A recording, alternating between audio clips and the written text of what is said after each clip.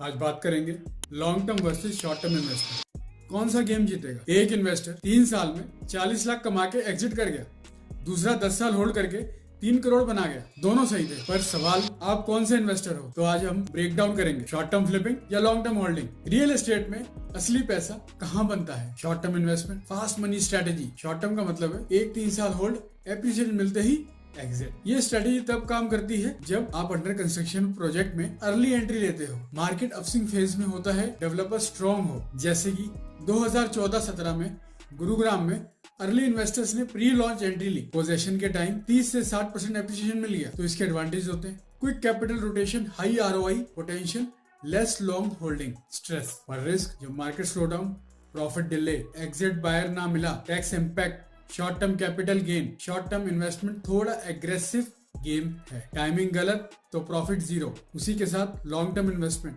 Wealth building strategy है। Long term का मतलब 7 से 15 साल होल्ड। ये स्ट्रेटेजी स्लो लगती है पर कंपाउंडिंग मैजिक यही होता है। जैसे कि अर्ली 2000s में नोएडा या बेंगलुरु में जो लोगों ने प्रॉपर्टी होल्ड की, उन्होंने 5x 10x ग्रोथ देखी। तो उनके एडवांटेजेस, मैसिव एप्रिसिएशन, पोटेंशियल, अच्छा rental income, capital growth, market cycle smooth हो जाते हैं। रिस्क के लिए patience required, liquidity come, maintenance and holding cost. Long term investors market को बीट नहीं करते, मार्केट के साथ ग्रो करते हैं। Now tax and strategy angle से देखें, शॉर्ट टर्म प्रॉफिट पर टैक्स हैवी हो सकता है, लॉन्ग टर्म होल्डिंग पर टैक्स बेनिफिट मिलता है।